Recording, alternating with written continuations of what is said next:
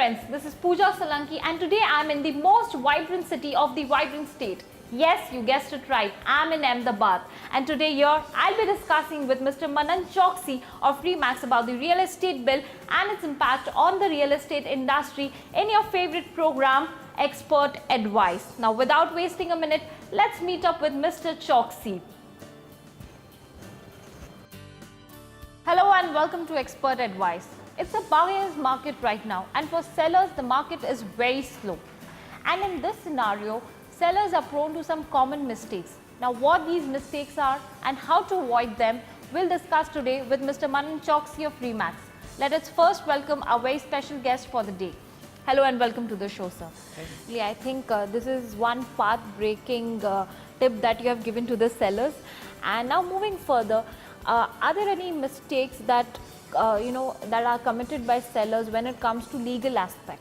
Legal is a very important aspect. So when we say a property, when you say you have bought a property, you have bought two things. First is your name in the register, that this property belongs to Mr. XYZ, and second is the possession. So the possession you will get, but if your legal document is not right, you will not get a stress-free possession. Everybody buys property to enjoy it, not to suffer the property. So I would recommend that be very clear what documents are available with the seller at the time of seeing the property. So sellers, on the other hand, should always remember that buyer will come with a mind that he will require all the property documents. I have seen people, they put their property to sell. When a confirmed offer comes, they negotiate for 3 months, and when the offer is done, the property seller says that, "No, I don't have the requisite document." So all these months of negotiation, of property visit, of marketing, all the money invested goes down the drain. So firstly, have good documentation ready. It may be society certificate, it may be all dues clearance certificate, the municipal taxes need to be clear, all utility bills should be clear like gas, telephone, electricity. The name, property should be in your name, it should not be a disputed title. If required be, you can get a title clearance certificate ready before the buyer comes for negotiation. So when a buyer says that I want to buy your property, can I have your documentation? Then you should have a file ready. But these are the things which is ready. You can have a look. This will speed up the negotiation and the person will know that you are a very professional seller, and obviously when you are so forthcoming in giving the documents, you don't have anything to hide, so they are comfortable in doing transaction with you.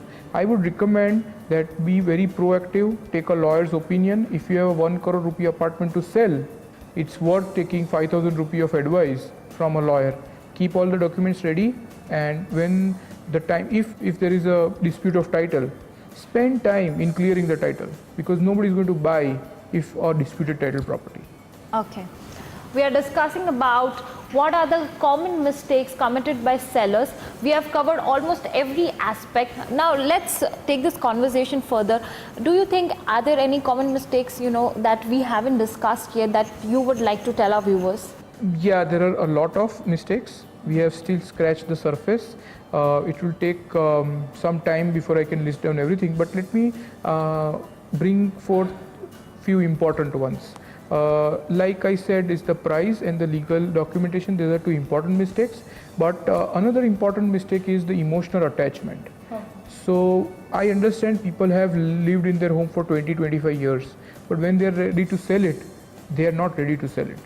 So they say that, okay, I want to sell this apartment, but it is not out of their option, but many a times out of compulsion. Their families have grown big, they probably have grown small, families have grown small, the children have settled outside, they want to go to a smaller apartment, they need money to run their household because probably their investment is stuck in their home. Now, when you have such kind of developments in life, you may get emotional with the property you live in. So that once you are emotional, you have to understand that emotional decision making is not very conducive for doing transactions. So when you get emotional that I have seen people that I want to give this property on rent, I don't want to sell it. Why? Because it is my forefather's property. So he will not sell it even though he needs the money. Unfortunately, people also buyers are not fools. When they are paying, they want full right to the property. So they would want to have an nuisance-free right to the property. So you do not want any kind of encumbrance on the property. So I have seen people that this is my forefather's property, I want to sell to anyone who will not bring it down, who will not break it apart. He should keep it in the same way. So such kind of things only do one thing, they delay the sale of the property. People, like I said, they get emotional, they price it very high. Another important aspect is that we have seen is the indecisiveness, that I want to sell, this is the price, they advertise. When the buyer comes, they say, no, I have changed my mind. Now this leaves a very bad impression. In the market, in your scheme, everybody will think that there is some problem in the property, so it is not getting sold. Eventually, when you want to sell it, people will think, no, it is jinxed. इसमें कुछ पन होती है. It is very much, that news spreads like wildfire. Nobody will tell that, oh, this property is very lucky, this person has become millionaire in this property. Such news take long time to spread. But if there is some negative news, it will spread like wildfire. So be very clear before you put the property on the market, that you want to sell it at this rate, at this terms, and then sell it off when you get a matching offer. We have also seen that what sellers mistakenly do is that they want to not tell anything about it. So it's a secret, because I am a respectable person in the society. Not everybody should not think that I am selling off my home because I don't have money. So don't tell anyone, but I want to sell my property. This is a mandate given to all brokers in the vicinity by the seller, and they expect the results to come fast. So if you don't tell anybody, trust me, your property is not going to sell. You have to tell everybody. Don't make it a personal thing. Probably you are moving on to a better premises. Probably you have thought of a better investment. So it is nothing wrong in today's world to sell your home. I suggest you make it as much as a non-emotional, non-social event rather than making it a personal development.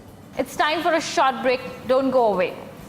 Now let us talk about what mistake do they commit when they are selling their property through brokers. Brokers are usually treated as a person who is going to take about commission, about 2%, without doing anything.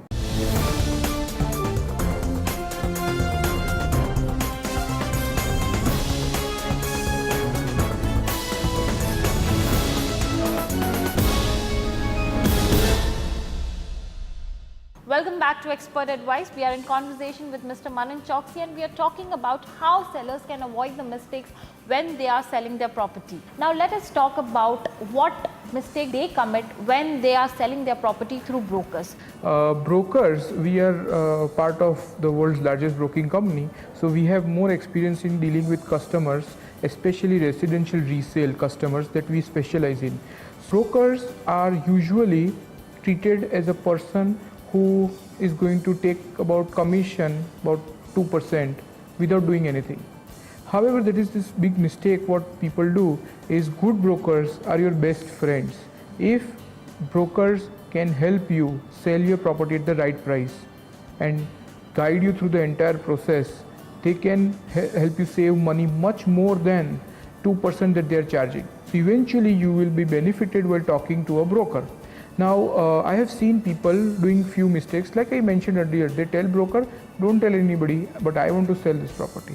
If he doesn't tell anybody, how is the property going to get sold? Another mistake what I have seen is, I want to price this property more than the market, so I will give you 5% commission, but sell at my price. So when the broker says that, okay, I'll take this listing and I will sell it higher than market price, there is a red flag. You should avoid such brokers. Nobody can sell it more than the market price. Market is all about equilibrium. Price is stable of the same things at the same level. So there is a false commitment. Nobody can sell it higher than market price. Of course, if there are certain benefits of the property which a broker can portray and get a good price of that, then you should hire a broker and tell him these are the benefits, and you should get a matching customer. For example, I had seen a bungalow which had a lifts inside the bungalow. You do not see many bungalows with lifts inside. So it was very good property for old age people, probably on wheelchair. They can go around the bungalow and they can have full benefit of the premises. For such things, such niche properties, brokers can be specifically employed that sell it higher than market price. Another mistake what people do while hiring broker is they tell every single broker in that area, I have this property to sell. Keeps the seller busy in contacting more and more brokers. What ideally you should do is you should talk to one broker, give him an exclusive mandate to sell the property, the best broker in your vicinity, and that broker should work for your interest, not for his interest or the buyer's interest. So your interest is that you get the fastest payment, you get the right price, and you do not have to show your property to people who cannot even afford it. I have seen brokers bring a lot of customers to show the properties, but they are probably they do not even afford it. So people who have 1 crore rupee budget, they are being shown 2 crore rupee apartments, for reason being that वो broker का अच्छा लगे कि हाँ, he has done some work, but he has found buyers who are not worth it. There are different values of property. Now, how do we sell them? We would like to know from you, sir. Now, tell me, what are the different strategies that one needs to follow if he wants to sell different values of property? The property market is full of variations. Some properties are at 50 lakhs to 50 crores. So we have properties, each property requires a different selling skill, different benefits to be highlighted. So when you are selling a 50 lakh property, probably giving a parking will be a big thing. But when you are selling a 50 crore property, giving parking is not a big thing. It is assumed that you will of course give parking. Probably you will have a swimming pool, probably you will have the best in class flooring done. So accordingly you have to match the property according to the price. So I would not say that investing in interiors is a bad idea for a high-end property, but investing in interior is a bad idea for a low-end property. People will not value, when you are looking at a price value less than 1 crore, you are looking for value for money, and when you are looking for value for money, you are not concentrating on say bathroom fittings, say electrical fittings. You're not looking at the flooring also, you're not looking at the kind of windows there. So these are some things which are very much important in today's so-called high-end properties. But they are not high-end, they are actually properties which are full-featured, as we call, which has a standard bathroom fitting like say Jaguar or Kohler. It has excellent flooring, petrified tiles with the two of a higher grade. So these are certain things which is actually a strategy to sell. When you have done very good interiors, appropriate to the market value of the total property, it should not be over and it should not be under, it should be just right. So you should do interiors according to the property value, you should not do it over or under. Either ways, it is a strategy to get less returns on your property. So another thing is about marketing the property. While you are advertising, while you are making marketing materials for your property, say maybe a brochure or maybe an internet listing or maybe a virtual tour, the property value should be kept in mind. So if you are marketing a costly property, you should try to give details of why the property is costly. So I have seen properties which have excellent garden or excellent view, and you don't market the view, people market the square feet. Now of course the property without the view and the property with the view will have the same square feet, but the property value will increase if you have a square feet. Research has shown property overlooking a water body, be it a lake, a pond, a river or sea, gain 25% more than properties not having a water body in its view. So such things you should strategically market, you will get a higher return of the property. This was a very important point. I think none of us knew about it. And thank you so much, sir, for informing us about that. Now, when sellers are trying to sell their property, and if they have a strategic location, maybe near a sea or maybe near a water body, they can keep this point in mind, and they can earn that much profit too. And thank you so much for calling us here. Thank you so much for giving us so much information regarding how sellers can avoid the common mistakes committed by them while selling the property. Thank you. Thank you for talking to me. So sellers out there, you must have heard the important points that Mr. Choksi mentioned regarding selling of your property. Now, if you have a property in mind that you need to sell, these are the points that need to be considered, which can gain you higher value for your property. For more information on real estate and its allied industry, stay tuned to Spin TV. As of now, goodbye and take care.